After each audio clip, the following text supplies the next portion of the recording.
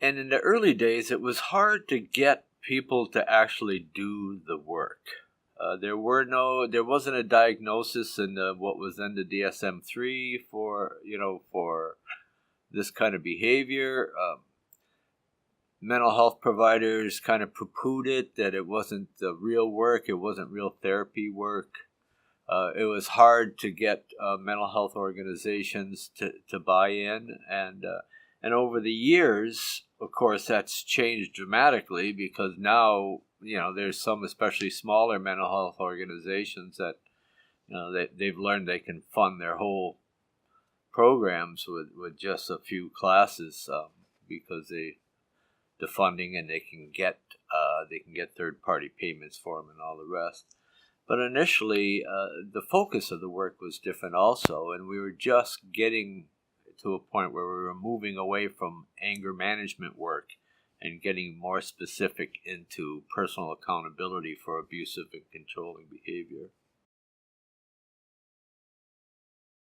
The anger management work was more about controlling individual behaviors and actions, and not looking at how what people's reasons for acting the way they were, that they weren't coming from a they weren't recognizing back then that there's a difference between somebody who assaults their intimate partner, but they don't necessarily assault other members of the community. There was a few models that came out around that time. People used some of those models for a while, like Lenore Walker's Cycle of Violence, and oftentimes those models ended up being more victim blaming than they were focused on personal accountability for the behavior. So when we start looking at expanding our definitions about what these kinds of behaviors are, that it's not just about physical and sexual violence, that there's many, particularly in men, and I use men purposely because, again, as men, we need to take responsibility for the fact that we perpetrate most violence towards men and towards women. Right? It's not to discount that there's other perpetrators and other victims, but that's maybe a fuller conversation than this particular one about the history of the programs. So after a while, though, people did start to branch out and look at some of these issues about entitlement, right? About expanding people's definitions about what is abusive and controlling behavior.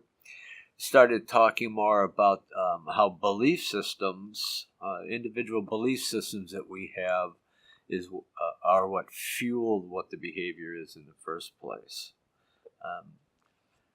We've gone over the years, particularly in tribal communities, we've gone to more of a focus on what affects one member of the community affects the whole community, and that if somebody is going to be accountable for their behavior, which is different than just being responsible for their behavior, if they want to return to honor and restore honor in their lives, for their names, for their families, that they do have to come to terms with what it means to be accountable. Responsibility is more about has to do more with individual obligations that we all have. Right? Court sends you to a program, you have an obligation to not just attend, but to actually, hopefully, that they make some changes, which brings us back, really, when I make that statement, it just comes to mind that I think about back in 81 or so, when Duluth and other programs started talking more about dealing with mandatory arrests, and judges started talking about, hey, look, you can't just be arresting perpetrators without there being some kind of alternative. We don't going to just throw these guys in jail. They're just going to be more upset when they get out,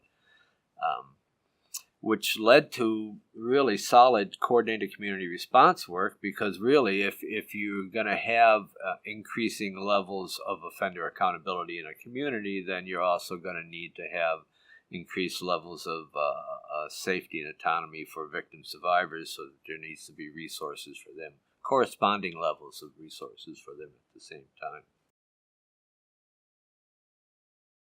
When Duluth started their program, I had been working in other parts of Minnesota doing this work, and some of that work traditionally, in the beginning, was more of this anger management kind of work. And when we realized that we were actually doing a disservice, weren't really reaching those people that we were working with, we started to pay more attention to what was going on in programs like the Duluth program and their model. Their model is more than their curriculum. Their model is this coordinated community response model, and their curriculum is just a piece of that. The work became more focused on individual accountability, not just looking at behaviors. And that if you start to change your beliefs about issues about entitlement and privilege and all the rest, then the behaviors themselves would automatically change. If you believed different, your feelings would be different, your reactions would be different. So the whole mandatory arrest initiative, when that started, it was new, and people were concerned because you're just going to be filling up jails with offenders, and they're going to get out. They're going to be upset because they were arrested. Their families are going to be their partners or the victims, survivors of the behavior. They're going to be affected because they may be out income, or they may be afraid of retaliation and all the rest. And so it was the judges themselves that said, hey, look, we can punish people. We can arrest them. We can fine them. We can give them work crew. But we need some kind of programming so that men can learn alternatives. And so those alternatives started with more educationally based programs. Nowadays, they drifted into more what's called evidence-based programming. And so we can see that the work has kind of waxed and waned over the years, with the more evidence-based programming is not necessarily as victim-focused, right, or has that at the core or the center of the work. So there's issues around that.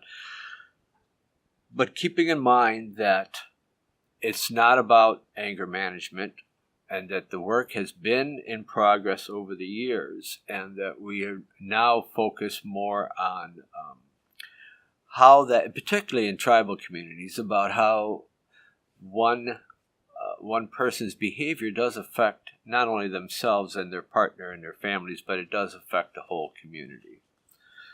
We're at an advantage in some ways in tribal communities because we treat people like they're our relatives, and we try to understand where that kind of oppression has come from, where these messages has come from, not to excuse it, but just recognizing that people have done certain things to dishonor themselves, their name, their family, their partners, their community, their tribe. But we all have the opportunity to restore honor, to kind of get to a place where we can continue to be productive, healthy members of our communities and move past that behavior and become better role models, better partners, better parents.